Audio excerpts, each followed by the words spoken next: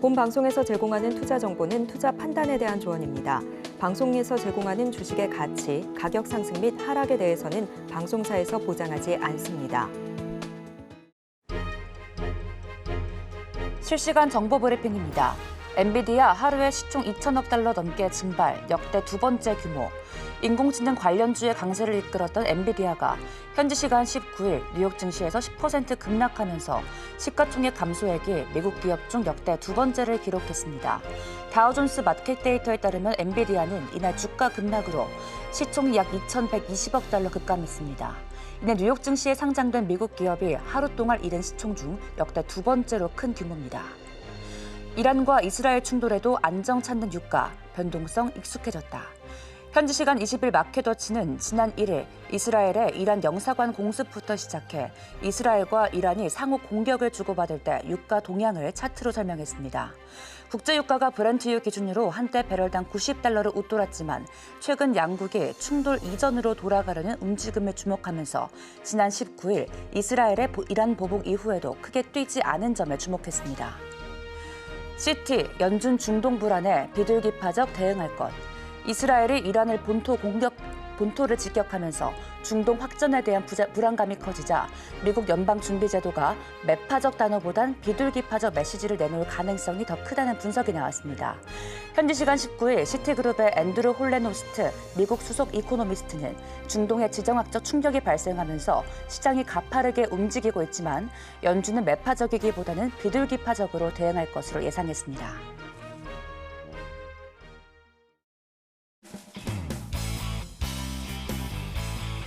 여러분의 성공 투자를 책임지겠습니다. 안녕하십니까? 증시7 진행을 맡은 최은강입니다. 지난주 마지막 거래일 미국 증시와 국내 증시 정말 꿈이었으면 하는 시장이었습니다. 국내 증시 양시장 1.6% 내렸고요. 미국 증시도 다우존스를 제외하고는 하락세를 보였습니다. 나스닥 지수는 2% 넘게 낙폭을 키웠고 S&P 500 지수는 5,000선이 무너졌습니다.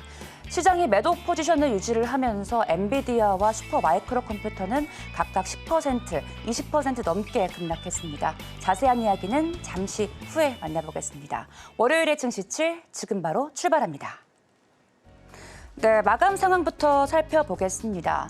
지난주 마지막 거래 매증시 다우존스 홀로 0.56% 오르면서 마감했는데요. 기술주 위주로의 낙폭이 상당했습니다. S&P 500 지수 5,000선 아래로 내렸고 나스닥 2% 넘게 빠졌는데요. 방금 전에도 말씀드렸다시피 엔비디아와 슈퍼마이크로 각각 10%, 20% 넘게 낙폭을 키웠습니다. 장중에 이스라엘이 이란에게 재보복을 했다는 소식이 보도가 되면서 이로 인해 시장은 크게 출렁였는데요. 이후 보복성 공격을 피했지만 확전을 피하기 위해 제한적 군사 옵션을 썼다는 분석이 나오면서 일부 낙폭을 축소했습니다. 어찌됐든 양국이 본토 공격을 주고받은 상태에서 주말을 앞둔 만큼 지정학적 리스크는 해소가 되지 않았습니다. 최근 하락장이 계속해서 이어지고 있는데 이 이유는 세 가지로 정리할 수 있겠습니다. 첫 번째는 연준 의원들의 계속된 매파적 발언과 경제 지표로 금리 인하 시기에 대한 불확실성이 커지고 있고요. 둘째는 중동발 지정학적 리스크, 세 번째는 실적에 대한 시장의 다양한 견해가 아닐까 싶습니다. 우선 첫 번째 기사부터 만나보겠습니다. 네, 이스라엘과 이란의 맞대응성 보복은 일단 소강 상태로 접어든 모양새입니다. 이란이 자국 영사관 공격에 대한 보복으로 지난 13일 이스라엘에 대규모 심야 공습을 단행하고 그로부터 6일 만인 19일에 이스라엘이 재보복에 나서면서 상대방 본토를 향한 공격이 번갈아 이뤄졌지만 양측 모두 수위 조절을 통해 퇴로 찾기에 나선 것으로 보입니다. 양측 모두 엄청난 후폭풍으로 이어지는 전면전을 피하면서 이 제한된 군사 옵션을 통해 내부적으로 명분과 체면을 살리는 선에서 줄타기를 하고 있는 건데요. 이에 따라 제5차 중동 전쟁으로의 비화 등 즉각적인 확산 가능성은 낮다는데 현재로선 무게가 실리고 있습니다. 그러나 이스라엘이 이란의 핵시설 인근 군기지를 겨냥해 언제든 급소를 찌를 수 있다라고 경고를 했고 이란도 이스라엘의 추가 도발이 이뤄질 경우 즉각적이고 최고 수위의 응징에 나서겠다고 공언했습니다. 그렇게 중동 최대 숙적 간의 보복 악순환으로 중동 주변 긴장의 불씨는 여전히 살아있습니다. 한편 이스라엘 정부는 아직까지 이번 공격과 관련해 공식적인 반응을 하지 않은 채 침묵을 이어가고 있습니다. 이어서 다음 기사 살펴보겠습니다. 최근 미국 경제가 너무 좋아서 문제입니다. 이 물가를 잡으려고 기준금리를 5% 넘게 올린 이 긴축 국면에서도 생산과 소비, 고용이 다 호황을 누리고 있는데요. 물가가 오르면 이 소비가 줄어야 되는데 가계는 소비를 줄이지 않고 있고 일자리는 빠르게 증가했으며 경제는 탄탄하게 성장했습니다. 3월 한 달에만 신규 고용은 30만 3천 명을 기록했고 미국의 소비의 주요 지표인 소매 판매는 2월보다 오히려 0.7% 늘었습니다. 결국 제롬 파월 연준 의장이 물가를 잡는 데 시간이 더 걸릴 것이라 선언을 하면서 계속해 주식 시장에서는 하락장이 이어지고 있는데요. 올해 전망도 심상치가 않습니다. IMF가 올해 미국의 경제 성장률을 2.7%로 전망한 건데요. G7 평균과 비교하면 2배의 성장률입니다. 월가 전문가들은 미국 금리 인하의 시그널은 실업률이 될 것이라 분석하고 있습니다. 이 실업률은 한번 오르기 시작하면 평균 26개월 동안 상승하기에 본격적으로 상승하면 대체로 경기 침체가 시작된다는 건데요. 현재 미국 내 실업자 대비 빈 일자리 수는 1.36개로 구직 의사가 있는 노동자보다 인력을 원하는 기업이 더 많은 상황입니다. 한편 이에 더해 미국의 공급망 재편도 인플레이션을 촉발하고 있다는 분석이 나오고 있습니다. 최근 미국은 삼성전자, TSMC 등 반도체 기업뿐 아니라 전 세계 배터리, 자동차 기업의 생산 기지를 미국으로 불러들이고 있는데요. 기업들을 유치하기 위해 미국 정부가 내건 것은 IRA, 인플레이션 감축법 등 규제라는 채찍과 이 보조금이라는 당근입니다. 이 같은 공급망 재편이 미국 내 투자를 늘리는 데 성공하는 듯 보일지는 몰라도 이를 뒷받침한 민력은 모자라고 결국 물가를 끌어올릴 것이라는 주장이 나오고 있습니다. 기업들이 미국에 와서 돈을 쏟아붓고 있는데 정작 일할 사람은 없고 실제 이러한 공급망 재편이 더 많은 일자리 창출에 기여하고 있다는 겁니다. 한편 미국의 금리 인하 시기가 미뤄지자 물가에서는 이제 침체 없는 호황, 무착륙이 거론이 되고 있습니다. 일부 애널리스트들은 경제가 계속 재가속화하고 있다는 점을 감안하면 연준이 올해 금리를 인하하지 않을 것을 내다보고 있습니다. 이어서 다음 기사 살펴보겠습니다. 우크라이나, 이스라엘, 대만을 지원하는 예산안입니다. 한화 130조 원 규모의 미국 안보 예산안이 반년간의 표류 끝에 현지 시간 20일 미 하원을 통과했습니다. 법안은 이번 주 내 상원 통과가 유력시되고 있는데요. 러시아에 맞선 우크라이나와 가자 지구 전쟁 와중에 이란과 무력 공방을 벌인 이스라엘에 상당한 힘을 싣게 된 전망입니다. 하원은 이날 본회의에서 우크라이나에 대한 608억 달러, 하나로 약 84조 원 규모의 지원안을 찬성 311표, 반대 112표로 가결했습니다. 이어 260억 달러 규모, 하나로 약 36조 원 규모의 대이스라엘 안보 지원안을 통과시켰습니다. 대만에 대해서는 안보 강화를 돕기 위해 81억 달러, 약 11조 원 규모의 지원안을 가결했는데요. 그와 더불어 중국의 틱톡 강제 매각 법안 수정안을 통과시켰습니다. 이 법안은 틱톡의 모회사인 중국계 기업 바이트댄스가 270일 안에 틱톡의 미국 사업권을 매각하지 않을 경우 미국 내 서비스가 금지되도록 하는 내용이 담겼는데요. 조 바이든 대통령은 이날 성명을 통해 이 중대한 분기점에서 수개월간 쌓아온 시급한 국가 안보 법안을 처리했다며 이스라엘과 우크라이나에 결정적인 지원이 될 것임을 밝혔습니다. 이어 우크라이나가 전장에서의 긴급 수요를 충족할 수 있는 무기와 장비들을 빠른 시일 내 보낼 수 있도록 할 것이라고 덧붙였습니다. 이어서 다음 기사 살펴보겠습니다. 중국 당국이 자국 애플 앱스토어에서 인기 SNS인 왓츠앱과 스레드, 시그널 텔레그램 라인을 제거하도록 했다는 보도가 나왔습니다. 애플은 로이터에 보낸 이메일 성명에서 중국 인터넷 관리 당국인 국가사이버정보판공실이 국가 안보에 대한 우려를 근거로 앱스토어에서 일부 앱을 제거하라 명령했다며 왓츠앱과 스레드를 삭제했다라고 밝혔습니다. 애플은 이어 우리는 동의하지 않더라도 사업을 운영하는 국가의 법률을 따라야 할 의무가 있다 덧붙였습니다. 한편 이들에 더해 메시징 플랫폼인 텔레그램과 시그널, 라인도 이날 애플의 앱스토어에서 삭제됐는데요. 월스트리트저널은 중국 국가주석과 관련해 정치적 콘텐츠를 담고 있다는 이유로 삭제를 요청했다라고 전했습니다. 이번 조치로 중국인들이 해외 이용자와 소통하는 데 사용할 수 있는 외국 채팅 앱의 수가 더 줄어들면서 중국의 인터넷 통제가 더욱 강화될 것으로 보입니다. 이번 조치는 미국 정부가 국가 안보 등의 이유로 틱톡에 대한 매각을 요구하면서 나온 사안입니다. 다음 기업 살펴가겠습니다. 엔비디아입니다. 인공지능 칩 선두주자인 엔비디아가 지난주 마지막 거래일 10% 급락했습니다. 종가 기준 최고가였던 지난달 950달러 대비 24% 넘게 하락한 건데요. 시가총액도 전날 2조 1,120억 달러에서 1조 9,230억 달러로 하나로 296조 원이 날아가면서 2조 달러 아래로 떨어졌습니다. 이렇게 급락할 만한 특별한 이유가 있던 건 아니었습니다. 월가 전문가들은 엔비디아의 주가는 매우 변동성이 크기에 이러한 맥락에서 볼 때 금요일의 움직임은 인식을 근본적으로 바꿀 만한 것은 아니라고 분석했습니다.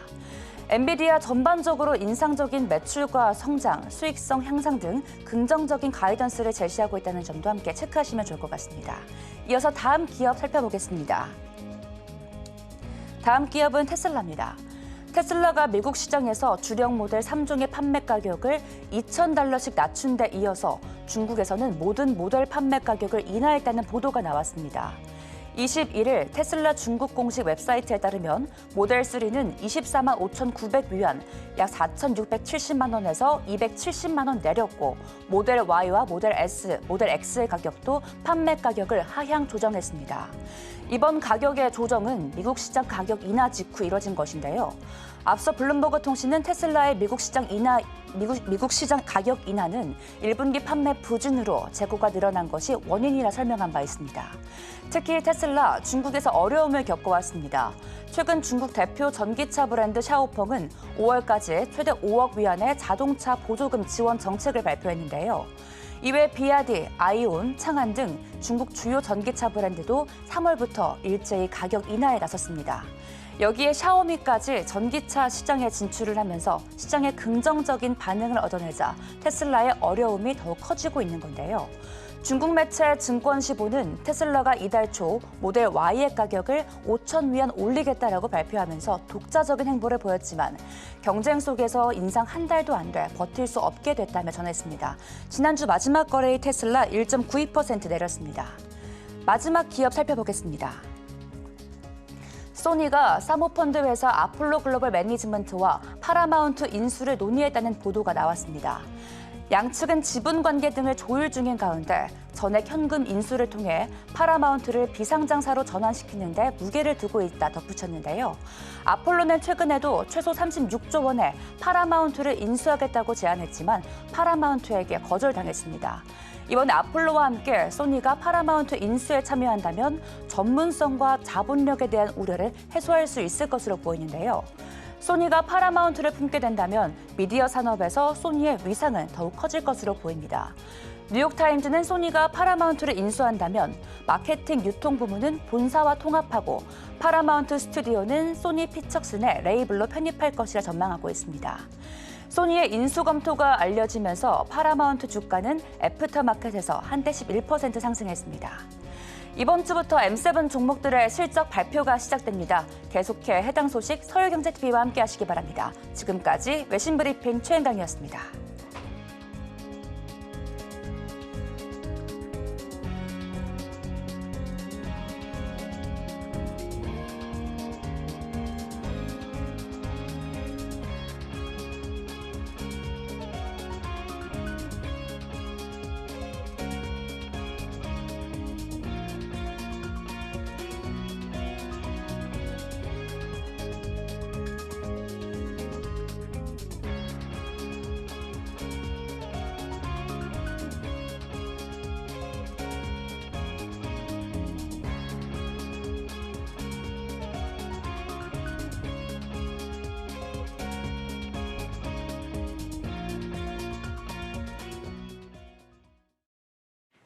네, 서울경제TV 증시 7 조간 브리핑 시간입니다. 서울경제신문에서 발행한 이슈 전해드리는데요. 첫 번째 소식부터 하나하나 짚어보겠습니다. 화면 살펴보시죠.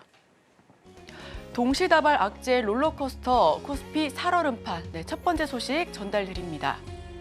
19일 지난주 금요일장 주가지수가 장중 내내 요동친 모습이었습니다. 미국발 금리 우려에 반도체 업황 회복도 기대보다 더딜 수 있다라는 전망이 나오고 있고요. 여기에 더해 이스라엘의 이란 공격 보도가 가뜩이나 위축된 투자 심리에 찬물을 끼얹었다라는 평가가 일고 있습니다. 하지만 당분간 롤러코스터 장세는 불가피할 것이다라는 전망이 지배적입니다. 전문가들은 한동안 실적 개선주와 방산, 철강, 조선주 등이 부각될 것이다라고 설명하고 있고요. 다만 대내외 변수가 산적한 만큼 단기 투자에 유의해야 한다라고도 조언하고 있습니다. 코스피는 이스라엘 이란 공격 보도에 장중 3%까지 빠졌다가 일부 만회한 모습이고요. 3.58%까지 낙폭을 키웠던 코스닥도 1.61% 떨어진 841포인트 선에서 거래를 마쳤습니다. 이날 코스피 변동성 지수는 전날보다 9.27%나 치솟은 채 마감을 지었는데요. 이런 변동성은 2022년 10월 18일 이후 약 1년 6개월 만에 최대치로 꼽히고 있습니다. 외국인과 기관 각각 3,500원, 6,500원 순매도하면서 지수를 끌어내렸고요. 시가총액 상위 종목들도 줄줄이 약세를 기록했습니다. 원달러 환율과 채권 금리, 유가가 동반 급등했는데 외국인은 위험자산 기피 심리가 강화되고 있다라는 목소리가 크게 나오고 있습니다. 여기에 더해서 앞서 말씀드렸던 반도체 측 ASML의 1분기 실적이 크게 부진했던 여파에 반도체 종목들 역시 투자 심리가 더 악화되는 모습이었고요. 테슬라의 주가가 지난해 1월 이후 가장 낮은 상태에 2차 전지주 역시 동력을 앗아갔다라는 평가가 나오고 있습니다. 대내적으로는 부동산 프로젝트 파이낸싱 부실 우려가 여전합니다. 금융투자 소득세 시행 여부 등도 증시 불확실성을 키울 요인으로 손꼽히고 있고요. 전문가들은 실적주, 방산주, 특히 미중 갈등 수혜주로 꼽히는 철강 조선주가 지금 이 상황에서 탑픽으로 보여진다라고 거론하기도 했습니다. 화면 살펴보겠습니다. 코스피 변동성 지수는 지속적으로 업앤다운을 보여주고 있고요. 코스피 외국인 순매도 상위 종목 살펴보시면 SK하이닉스, 그 뒤를 이어서 한미반도체, LS 순입니다. SK하이닉스 같은 경우는 지난주 금요일장 4.9% 넘게 빠지면서 종가 형성하기도 했습니다. 가뜩이나 위축된 투자 심리에 찬물을 끼얹었습니다. 반도체 업황 회복 둔화 우려가 겹쳐지고 있고요. 코스피 변동성 지수는 이에 9% 이상 급등하기도 했습니다. 증시 불확실성에 단기 투자에 유의해야 한다라고 설명을 하고 있습니다. 네, 다음 소식입니다. 8개국 딜러 초청한 현대차. 해외 영업망 직접 챙긴다. 네, 두 번째 소식 전해드립니다. 정의선 현대자동차그룹 회장이 8개국 딜러사 경영진을 직접 만나 협력 강화를 모색할 예정입니다. 최대 판매처인 북미와 성장 잠재력을 모두 갖춘 동남아시아 국가연합 지역 8개국으로 추리고 있고요. 사상 최대 실적을 거둔 배경인 해외 영업망을 직접 관리해 톱3 지위를 굳건히 할 것이다라는 전망 역시 나오고 있습니다. 현대차그룹은 현재 내수 침체 등 어려운 경영 여건 속에서도 시장 점유율을 확대해 나가겠다라는 계획을 밝혔고요. 최대 자동차 시장인 미국의 딜러사도 참여를 검토하고 있습니다. 참가자들은 5일간 연구개발시설과 브랜드 체험관 등을 방문할 계획인데요. 현대자동차그룹의 경쟁력을 확인할 수 있을 것으로 보여집니다. 현대차그룹은 올해 판매 목표로 지난해 판매량보다 1.9%나 늘린 744만 3천 대를 제시하기도 했습니다. 자동차 수요 둔화와 업체 간 경쟁 심화 등 불리한 영업 조건을 극복해 나가겠다라는 설명이고요. 해외 판매를 담당하는 딜러사들과의 상호 협력이 지금 이 상황에서 필수적이다라는 말도 덧붙였습니다. 현대차는 인도네시아를 아세안 시장 공략의 관문으로 삼고 있습니다. 업계 최초로 전기차 생산 체계를 구축하고 아이오닉5를 현지 생산 판매하고 있는 곳이기도 한데요. 지난해 아이오닉5의 판매량은 전기차 분야에서 1위를 기록하기도 했습니다. 지난해 베트남에선 경쟁사인 도요타를 밀어내고 시장 점유율 1위를 달성하기도 했습니다. 다만 이들 지역의 경우 이미 일본 완성차 브랜드들이 내연기관차 시장에서 강세를 보여주고 있는데요. 전기차 시장은 중국 브랜드들의 영향력이 커지는 점도 불안 요인으로 손꼽히고 있습니다. 화면 살펴보시면 현대차의 주요 국가 판매 실적입니다. 우선 가장 큰 시장인 미국이 가장 큰 파이를 차지하고 있고요. 그 뒤를 이어 호주와 베트남, 인도네시아 시장이 바짝 뒤따르고 있습니다. 대만과 필리핀, 말레이시아까지 함께 살펴보시면 좋겠습니다. 네, 현대자동차그룹 올해 744만 대 판매 목표하고 있습니다. 최대 시장 북미 딜러사 경영진 추가에 중국과 러시아를 대체할 수 있는 아세안도 대거 포함했고요. 닷새 간 협력 강화를 모색할 계획이다라는 부분 함께 설명드립니다. 다음 소식입니다. SK하이닉스, TSMC와 기술동맹, HBM 1위 수석. 네, 세 번째 소식 전달드립니다. SK하이닉스 파운드리 1위 업체인 대만 TSMC와 HBM 기술 동맹을 맺습니다. 현재 하이닉스는 HBM 시장에서 독보적인 선두를 차지하고 있는데요. 차세대 제품에서도 기술 우위를 놓치지 않겠다라는 의지로 풀이되고 있습니다. SK 하이닉스는 TSMC와 함께 HBM 최하단에 위치한 베이스 다이의 성능을 개선해 나갈 것이다라고 밝혔고요. HBM은 베이스 다이 위에 여러 개의 D램을 쌓아 올린 뒤 실리콘 관통 전극 즉 TSV 기술로 수직 연결한 칩을 의미합니다.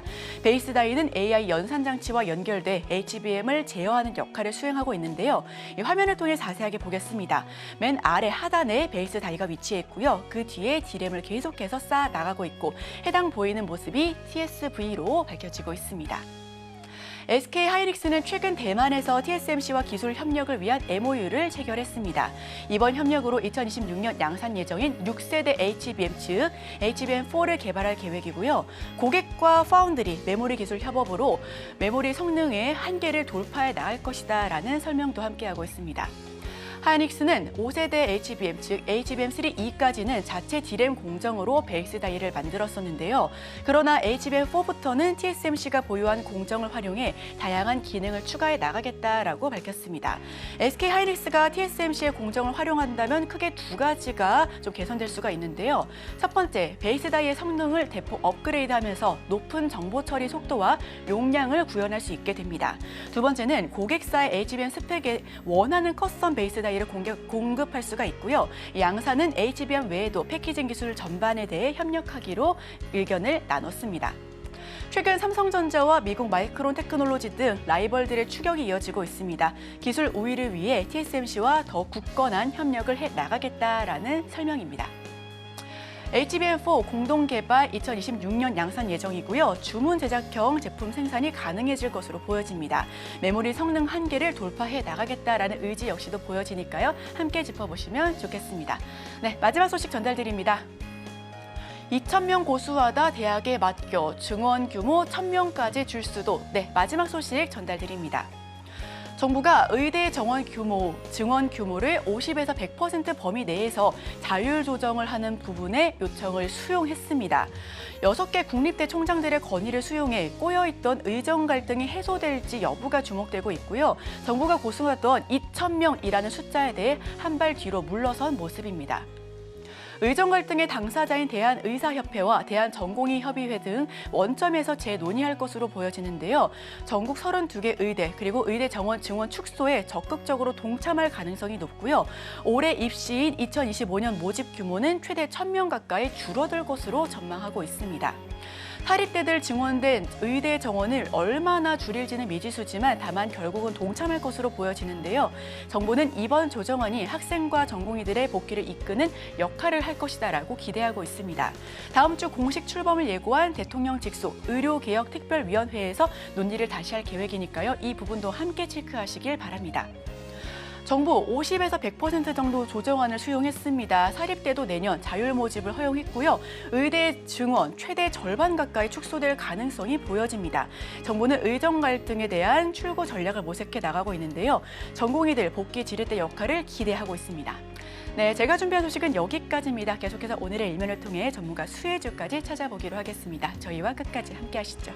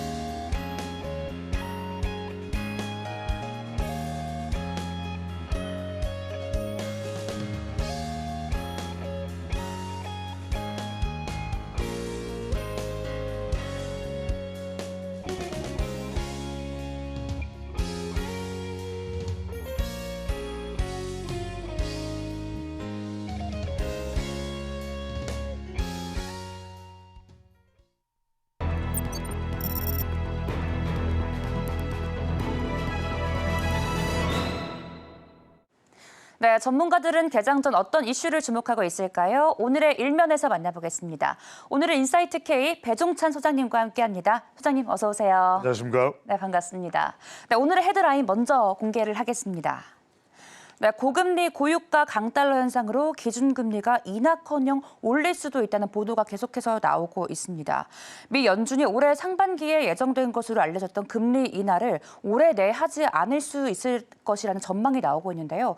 어떤 기사에서 봤는데 오히려 올릴 수도 있다는 월가 전문가들의 이런 전망도 본 적이 있어요. 어떻게 생각하실까요? 그러니까요. 이게 이제 이른바 미국도 종잡을 수 없는 이란 이스라엘 사태가 큰 배경이 됐다 이렇게 봐야 될 것 같고 11월에 있을 또 미국 대통령 선거도 의식이 되는 부분입니다. 그러니까 지금 막강한 두 후보자 아니겠습니까? 네. 바이든 대통령과 트럼프 전 대통령인데 트럼프 전 대통령 쪽에서 그런 이야기 나옵니다. 손대지 마라. 내가 대통령 되고 나서 다 해결하겠다. 이런 상황이 전개되다 보니까 물론 이건 어디까지나 미국 정부도 아니고 연준이 결정하는 겁니다. 근데 영향을 안 받을 수가 없는 것이고 심지어는 하원은 공화당이 지배를 하고 있기 때문에 그런 이야기가 나오는 큰 배경이 될 수 있겠습니다. 거듭 말씀드립니다만 지금 전 세계를 짓누르고 있는 것이 우리도 그렇지만 이란과 이스라엘. 자, 이스라엘이 반격한다는 이야기 우리 시간을 통해서 그대로 말씀드렸죠. 적중을 했습니다. 네. 제가 그대로 예측을 아마 가장 정확하게 하지 않았나 싶은데 이 사실상 금리 인하가 불발될 수도 있다. 이런 이야기가 나오는 배경입니다. 그러니까 중동발 리스크가 인플레이션을 자극할 수도 있어서 미국은 지금 제롬 파월 연준 의장도 그렇고 제니 옐런 재무장관도 그렇고 인플레이션은 안 돼. 이거란 말이에요. 그러면 인플레이션을 막기 위해서는 고물가, 고금리, 고환율인데 여기에 고유가까지 합하면 인플레이션은 뭐 확정적인 거나 다름없을 겁니다. 그러다 보니까 아예 이것 자체를 차단해야 된다. 금리 인하에 상당히 신중해진 그런 경향을 볼 수가 있을 거고요. 또 이런 현상이 이제 뭐 금방 가라앉으면 모르겠는데 상당히 또 지속되지 않겠느냐. 하지만 그래도 이제 전문가들은 에이 그래도 내리겠지 설마 예고를 냈는데 저도 내리는 쪽에 무게를 두고 있습니다만 어떻게 될지 모르는 게 일단은 우리가 기존에 기대했던 5만 6천은 물 건너가고 있는 것 같아요. 자 그래프를 한번 보시면 이 금융통화위원회 이제 앞으로 4번 정도 미팅이 있는데 언제쯤에 이 금리를 인하하겠느냐. 지금 이제 current Fed funds 타겟 레이트가 나와서 5.25에서 5.5 내리겠냐.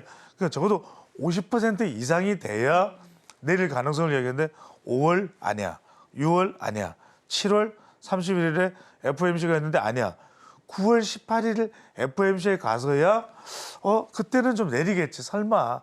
그때 안 내리겠어. 이건데 모르죠. 왜? 여름을 지나서도 고유가가 계속되고 전쟁이 계속된다면 내릴까요? 못 내리죠.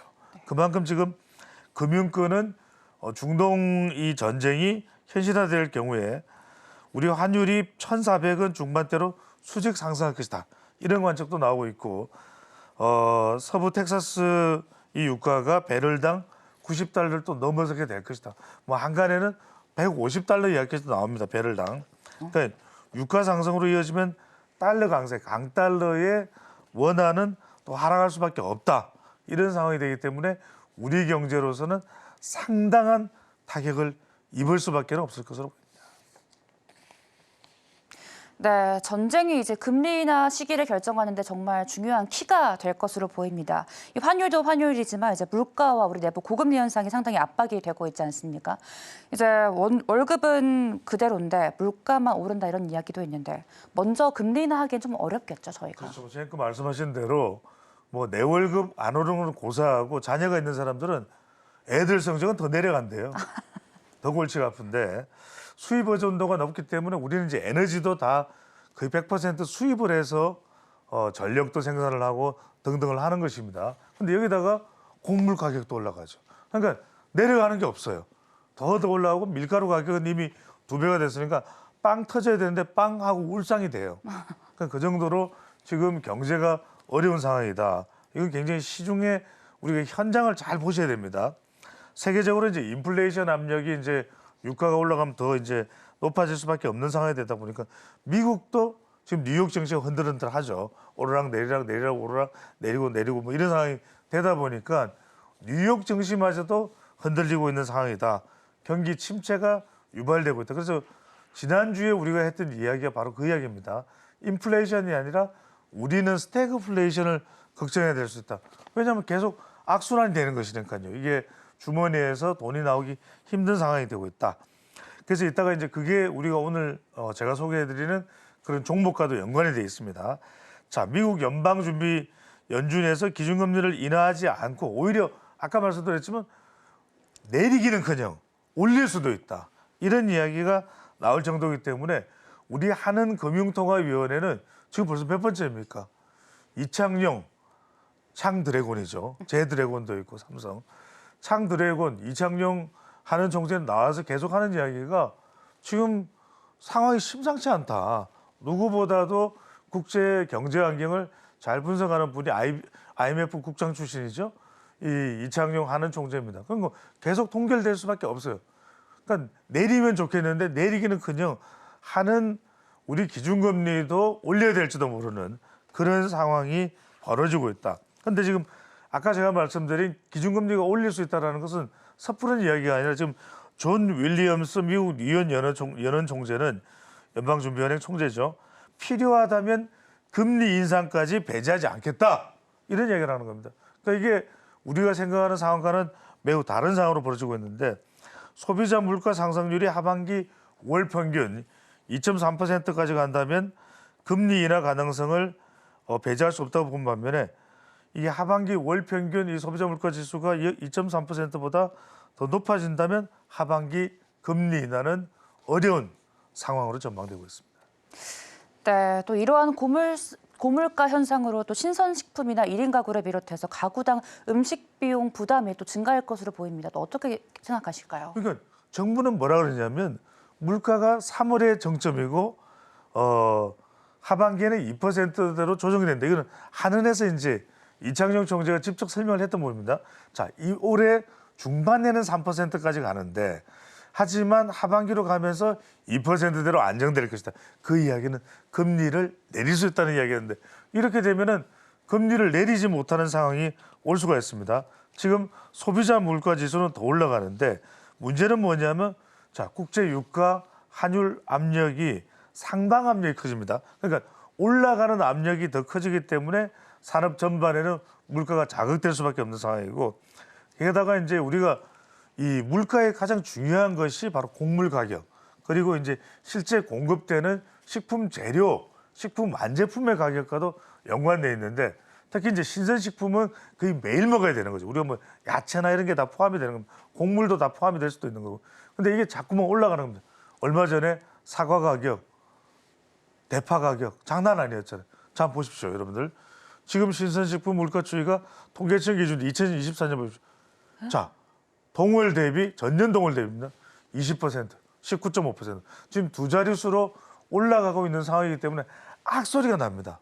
그러니까 이전에는 전보라면 뭐 드셨던 분들이 컵라면 먹어야 돼요. 이런 상황이 벌어지다 보니까 글로벌 가격이 식당 물가까지도 위협하는 상황이 되고 있습니다.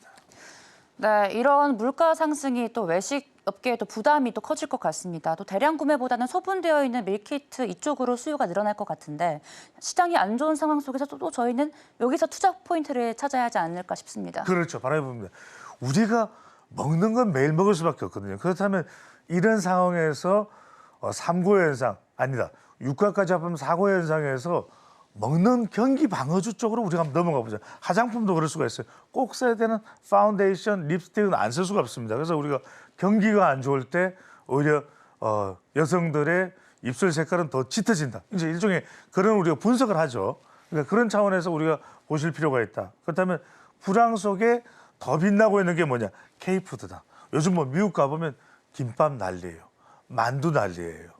자, 떡볶이 더 난리예요. 그러니까 그런 상황이 되다 보니까 오히려 저렴한 가격에 합리적 가격에 먹어야 되는 식품 산업은 오히려 더 지금 솟구치고 있다. 이렇게 볼 수가 있겠습니다. 자, 경기 방어주인 음식료 업종에서 자, 신고가가 최근 들어서 오히려 쏟아지고 있다. 경기가 어려운 상황에서 경기 방어주로 봐야 되겠죠. 그만큼 우리 브랜드 파워에다가 우리 합리적인 가격에 간단하게 먹을 수 있는 식품류가 더 지금 인기를 끌고 있다 이렇게 볼 수 있는데 외국인 투자자가 들어오면서 오히려 CJ제일제당 주가는 더 올라갔어요. 그러니까 CJ제일제당 주식을 한 740억 원 순매수하는 상황. 그러니까 전통적인 경기 방어주의 성격을 안고 있다고 보시면 되는데 자 화면 한번 보시면은 지금 삼양식품도 소개를 해드릴 텐데 무려 한번 보십시오. 지금 1년이 채 안 된 시점에서 2배 이상 올랐죠. 26만 제일 왼쪽에 CJ제일제당 오르고 내리고 했지만 어떻습니까? 지난해에 25만 원에서 이번에 37만 원 가량 올랐어요. 동원 FMB를 보시면 25,400원에서 지금 물론 일본도 생산하지만 한국의 이 참치캔 아마 뭐 젊은 세대 분들은 모르실 텐데 우리가 한 80년대 학번, 90년대 학번은 참치캔이 정말 놀라운 신기할 정도의 발명품이었습니다. 그만큼 동원 FMB까지 인기를 끌고 있는 상황인데 여기서 삼양식품 이야기를 안 할 수가 없습니다. 자, 전국에서도 좋아하시죠? 불닭볶음면. 네. 난립니다. 없어서 못 먹습니다. 편의점에 가면 이미 동이 나 있는 사태도 있는데 그래서 경기 방어주인 식품 중에서도 라면과 화장품 중 오늘은 삼양식품에 좀 주목을 해서 소개를 해드립니다. 지금 원달러 환율이 1,400원까지 올라가고 있는 달러 강세 속에서도 오히려 경기 방어주 성격이 강한 이 식품, 특히 이제 라면과 K라면입니다. 화장품들의 소비재 종목은 주가가 덜썩거리고 있다. 이런 부분에 이제 주목을 하게 되는데 종목의 이 주가 상승, 삼양식품 같은 경우에는 이 수출이 지금 뭐 엄청나게 되고 있습니다. 오히려 한유 상황으로 보면 수출하기는 더 좋아지는 상황이 되고 있죠. 에너지를 수입해야 되는 원료 수입에서는 곡물 등 상당히 우리 물가에 영향을 주고 있지만 자 올해 1분기 라면 수출액이 2억 7,030만 달러, 3,712억 원이 됩니다. 워낙 이게 이제 전년 동기 대비 라면 수출량이 20%나 더 늘어났다. 그러니까 미국 수출액은 지난해 1분기보다 놀라지 마십시오. 112.5% 급증한 4,700만 달러입니다. 그러니까 이런 상황이 되다 보니까 오히려 지금 뭐 이란 이스라엘 전쟁 물론 이게 미묘하긴 해요. 제가 이제 우리 방송 들어오기 전에 중동 전문가에게 물어봤더니 중동 전문가는 하는 이야기가 확전되지는 않을 것이다.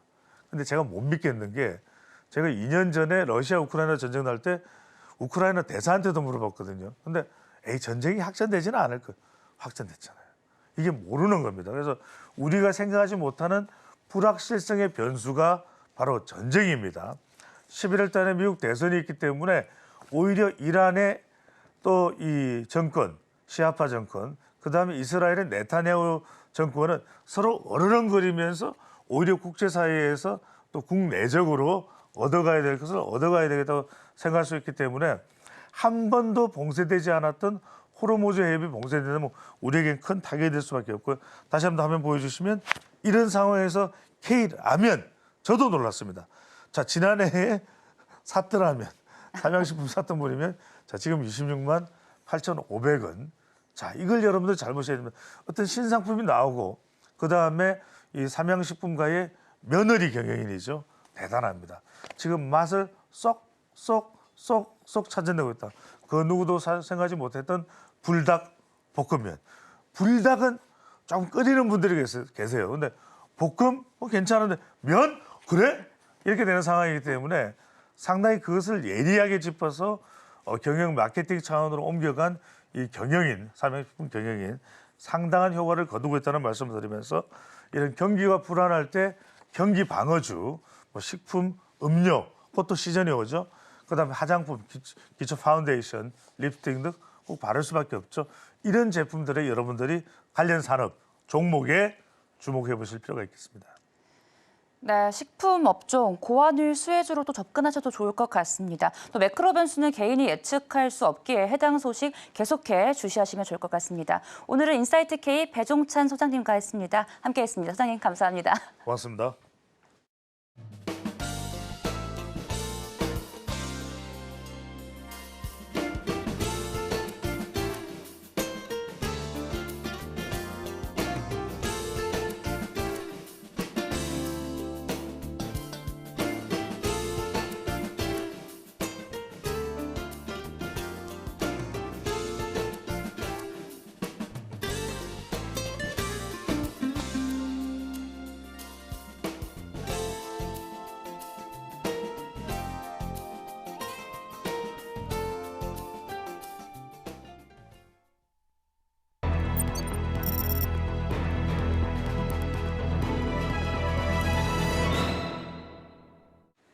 네, 장 시작 전 시간 외에서 급등 그리고 급락했었던 종목들 살펴보겠습니다. 시간 외 시간이고요. 함께 하실 분은 지니인베스트먼트 정선호 대표님입니다. 어서 오세요. 네, 안녕하세요. 네, 대표님 먼저 시간 외에서 급등했었던 종목들 위주로 살펴보겠습니다. 탑5 종목이고요. 그중에서 더 주목해야 될 종목은 어떤 종목이 있을까요?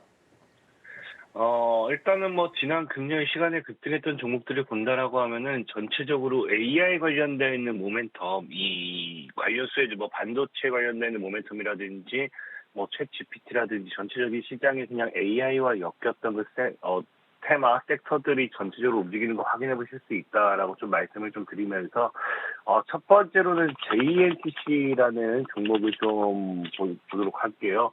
자, JNTC 같은 경우는 뭐 우리가 유리기판으로도 유명하죠. 최근에 꿈의 이제 반도체 기판이라고 하면서 이 초저전력 유리기판이 이슈가 되었는데, 자, 그런 관점에서 JNTC 같은 경우는 신고가 패턴으로서 지금 지속적으로 상승 이후에 조정 또 상승하면서 신고가 패턴 유지하는 걸 확인할 수 있습니다. 자, 그렇기 때문에 JNTC가 다시 한번 이번 주에 2만 원대를 깨지 않으면서 신고가 패턴으로 넘어가는지에 대한 부분을 좀 집중해 볼 필요가 있겠다라고 좀 말씀을 드리고 싶고요. 자, 두 번째로는 이제 자람 테크놀로지라는 종목이에요. 자람 테크놀로지 같은 경우도 이제 여러분들 그 유로모픽이라 해가지고 AI 관련되어 있는 반도체 섹터 역시나 이제 최근에 이슈가 되었던 뭐 온디바이스 AI라든지 아니면 뭐 HBM 뭐 이런 전체적인 AI 섹터 관련되어 있는 모멘텀의 이슈 중에 하나다라고 볼 수 있겠습니다. 자, 자람 테크놀로지 같은 경우도 보시면 아시겠지만 지금 전체적으로 JNTC와 동일하게 신고가 패턴을 만들어 놓고 조정조차 다시 신고가 패턴으로 이어지는 구간대 나와 있기 때문에 자람 테크놀로지 역시도 현재 10만 원대를 굳이 깨지 않는다라고 하면은 추가적인 상방이 어디까지 이어질지 한번 집중하면서 대응하시면 좋을 것 같고요. 자, 세 번째로는 이제 그린 리소스라는 종목입니다. 자, 그린 리소스 같은 경우는 이제 역시나 AI 관련돼 있어서 반도체 패키징 관련되어 있는 부분이죠. 최근에 이제 삼성전자라든지 이런 반도체 패키징 센터 관련되어 있는 부분에 투자 모멘텀이 나와주기 시작하면서 그런 구간에 있어서 이 반도체 패키징 관련해서 초밀도 코팅 기술 관련되어 있는 보유한다라고 하면서 관련 모멘텀으로 좀 움직이기 시작하고 있고요. 최근에 이제 삼성전자와 관련해서 2.5 D램 관련되어 있는 그런 모멘텀으로서 AI 관련되어 있는 섹터로서도 이제 충분히 관사의 기대를 받을 수 있는 종목 중에 하나가 아닌가 좀 생각해보고 있습니다. 동일하게 지금 어쨌든 뭐 하방 추세 때 돌파가 나와주면서 상승으로 돌리는 자리가 나와주고 있기 때문에 현재 구간대를 뭐 어떻게 지금 유지해주는지가 사실 굉장히 중요하긴 해요. 다만 일단 지금 이 하방 추세 돌파가 나와주면서 돌려주는 구간인 만큼 35,000원대만 강력하게 뚫어내준다라고 하면은 뭐 5만 원, 6만 원, 그 다음에 신고가까지도 누르고 있는 구간대가 나와주지 않을까 좀 생각을 해보고 있고요. 자, 네 번째로는 이제 SP소프트라는 종목이죠. 이제 SP소프트 같은 경우도 데이터 연결 상호작용 관련 기술을 기반으로 하고 있기 때문에 데이터 뭐 이런 쪽으로 본다 하더라도 챗 GPT 관련되어 있는 반사 이익이라든지 AI 관련되어 있는 이런 섹터로서의 추가적인 반사 이익을 기대해 볼 수 있습니다. 뭐 상장 이후에 지금 지속적인 일단 뭐 상승과 함께 상승, 조정, 다시 상승하고 있는 구간이기 때문에 상승, 조정, 상승 이런 구간이기 때문에 추가적으로 17,500원대만 크게 벗어나지 않는다라고 하면은 신고가 패턴으로서의 기대감도 가져가 볼 수 있지 않나라고 좀 생각을 해보고 있어요. 자, 그리고 마지막으로는 이제 보시면 아시겠지만 STI. 자, STI 같은 경우는 HBM용 플럭스 리플로 장비 수주 관련되어 있는 기대. 그렇기 때문에 지금 STI도 지금 뭐 신고가 패턴입니다. 전체적으로 AI 관련되어 있는 모멘텀 열풍 속에서 관련 수혜주들은 지금 신고가 패턴을 가져가고 있고요. 앞서 말했다시피 이제 금요일에 움직였던 종목들, 뭐 전체적인 HBM이다, 뭐 온디바이스 AI다, 유로모픽이다, 유리기판이다, 한 가지 섹터에 딱 이렇다라고 할 수 있는 종목은 없지만 전체적으로 어쨌든지 AI 관련되어 있는 모멘텀의 반사익으로서 엮이는 수의 섹터 종목들이 시간에 골고루 움직이는 것을 확인해 보실 수 있습니다. 자, 그래서 이 중에서 제일 능력을 봤으면 좋은 종목 같은 경우 저는 오늘 이제 그린 리소스를 얘기하고 싶어요. 그린 리소스 같은 경우는 아까도 얘기했지만 이런 이 반도체 패키징 관련되어 있는 투자 모멘텀이라고 했는데 최근 이제 삼성전자 같은 경우도 미국의 보조금 지원과 함께 이 텔러 공장 같은 이 미 공장 관련되는 투자 모멘텀이 나와주고 있잖아요. 그러다 보니까 거기에 관련되어 있는 반사익으로 추가적인 이런 그린 리소스가 패키징 관련되어 있는 모멘텀으로서 이슈가 될 수도 있다라고 말씀을 드리면서 오늘은 그린 리소스를 오히려 지금 뭐 다른 종목들 다 신고가라고 한다고 하면 아직 오르지 못한 종목이기 때문에 그린 리소스를 오히려 눈여보시면 좋겠다 말씀을 드리겠습니다. 네, 시간 외에서 급등했었던 종목 탑5 살펴봤습니다. 전반적으로 AI와 그리고 반도체 모멘텀이 있었던 종목들이었고요. 그중에서도 탑픽은 그린 리소스.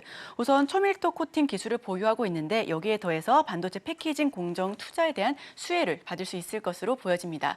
네, 이번에는 시간 외에서 급락했었던 종목 탑5 살펴보겠습니다. 또 그중에서 주의해야 하는 종목 어떤 종목 있을까요? 일단은 뭐 급락했던 종목들이 지금 시간에 본다고 하면 당장 이제 유가 반사익 관련돼 있는 수혜주다라고 볼 수 있을 것 같아요. 우리가 지난 이제 목요일, 금요일 이스라엘이 이란을 공격하면서 재보복을 하면서 거기 관련돼 있어서 단기간에 유가가 순간적인 급등이 또 나와줬습니다. 그러다 보니까 유가 관련돼 있는 관사익의 수혜주들 좀 움직여줬는데 중요한 건 이제 이런 것들이 이제 확전에 대한 우려감 때문에 이제 이 관련 수혜주를 우려했다 보시면 좋지만 이 확전이 되지 않을 것 같다. 이스라엘은 미사일을 공격했다라고 발표를 하고 있고 이란 같은 경우는 우리는 맞지 않았다. 우리는 미사일로 피해가 없다. 이런 상황이기 때문에 사실 확전에 대한 이런 우려가 사라졌다라고 좀 보셔야 돼요. 그러다 보니까 유가 관련되어 있는 종목들이 올라갔다가 다시 빠지는 모습이 나와주고 있는 게 아닌가 좀 생각해보고 있습니다. 첫 번째로는 이제 중앙에너비스 같은 경우. 중앙에너비스 같은 경우도 본다라고 하면은 그래서 올라갔다가 지금 무너지는 모습 좀 보여주고 있다라고 확인되고 있고요. 전체적으로 25,000원대를 저항대로 막고 있기 때문에 25,000원대를 좀 무너뜨린다고 하면 좀 리스크가 있는 구간이다 좀 볼 수 있을 것 같아요. 그 다음에 이제 두 번째는 대성에너지라는 종목이 있습니다. 대성에너지 같은 경우도 지금 이제 10,000원대 지금 저항대를 맞다가 지금 10,000원 안으로 들어왔죠. 이런 지금 현재 이런 구간에서 추가적인 저항도 우리가 좀 생각해볼 필요가 있다라고 생각하고 있어요. 그다음에 세 번째 같은 경우는 이제 한국석유.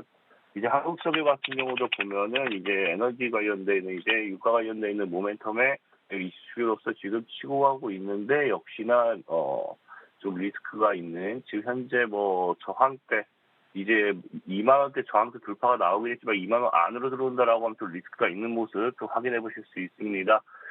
그리고 이제 네 번째로는 이제 KBI 메탈 같은 경우는 지금 이 종목이 이슈, 유가 이런 게 아니라 지금 단기간에 보면은 1,300에서 2,400까지 급등이 나왔습니다. 최근에 이제 유가와 별개로 이제 원자재 관련되어 있는 모멘텀, 구리 관련되어 있는 모멘텀이라든지 철강 이런 종목들이 굉장히 많이 움직여주고 있죠. 그러다 보니까 그런 모멘텀의 간사익으로서 구리 관련되어 있는 수혜주로서 KI 메탈이 단기간에 상승이 나와주고 있고요. 지금 전체적으로 2,300원대 저항 맞고 빠지는 모습 확인되고 있습니다. 이 과정에서 지금 단기간의 예고까지 버리다 보니까 좀 하락한다 보시면 좋을 것 같고요. 마지막으로는 이렘이라는 종목이 있습니다. 이렘 같은 경우는 주주배정 유상증자죠. 충분한 악재에 따른 이 하락이다 좀 보시면 좋을 것 같아요. 그래서 오늘 제일 조심하면 좋은 건 전 개인적으로 한국석유라고 좀 말씀드리고 싶어요. 보면 아시겠지만 한국석유가 과거에 이런 구간대 급등 나왔던 거는 유가가 이제 $100 이상 돌파해서 $120 그런 시절에 급등이 나왔던 겁니다. 중요한 거는 뭐냐? 지금 유가가 $90를 제대로 돌파하지 못하고 있는 상황에서 현재 이 과거 고점이 이제 한 $96였어요. 그러니까 과거 고점보다 유가가 더 비싸지 않음에도 지금 더 고점이 나왔다라는 거는 이거 말도 안 되는 이거 상승폭이다라고 보시는 게 좋아요. 실질적으로 지금 보면 아시겠지만 중앙에너비스 같은 경우도 한국석유와 비슷하게 이제 과거 유가가 $120 금방 가줄 때 급등 나왔고요. 과거에 $6 낮을 때 급등 나왔지만 지금 뭡니까? 과거 유가만큼 올라가지 못하니까 고점 돌파가 못 나와주고 있는 상황입니다. 그러면서 대성에너지 역시도 과거 고점 돌파까지 못 나와주고 있는 상황인데 지금 뭐 나오고 있다? 한국석유 같은 경우는 이미 유가가 지금 이 당시보다 더 비싼 게 아님에도 고점 돌파가 나왔다는 거는 이게 너무 말도 안 되는 상승폭이다라고 좀 보시면 좋을 것 같아요. 그렇기 때문에 한국석을 좀 조심하시면 좋겠다 말씀을 좀 드리겠습니다. 네, 시간 외에서 급락했었던 종목들 대다수는 유가 관련 수혜주였습니다. 아무래도 단기간에 급등한 만큼 하락에 대한 리스크도 필요해 보이고요. 그중에서도 한국석유, 오늘장에서 특히나 더 주의하실 필요가 있어 보입니다. 지금까지 진인베스트먼트 정선호 대표와 함께했습니다. 오늘 말씀 고맙습니다. 오늘의 핵심입니다. 오늘은 버라이즌과 LX 세미콘 등 기업들의 실적 발표가 예정되어 있습니다.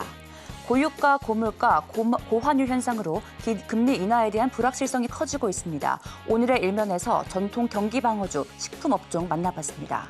시간의 급등주로는 삼성전자, 미국 반도체 패키징 공정 투자에 대한 수혜로 그린 리소스, 시간의 급락주로는 고점 리스크 부담 가진 한국석유 만나봤습니다.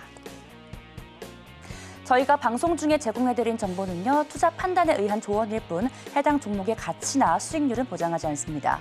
잠시 후 증시 8이 이어집니다. 시청해주신 여러분 고맙습니다.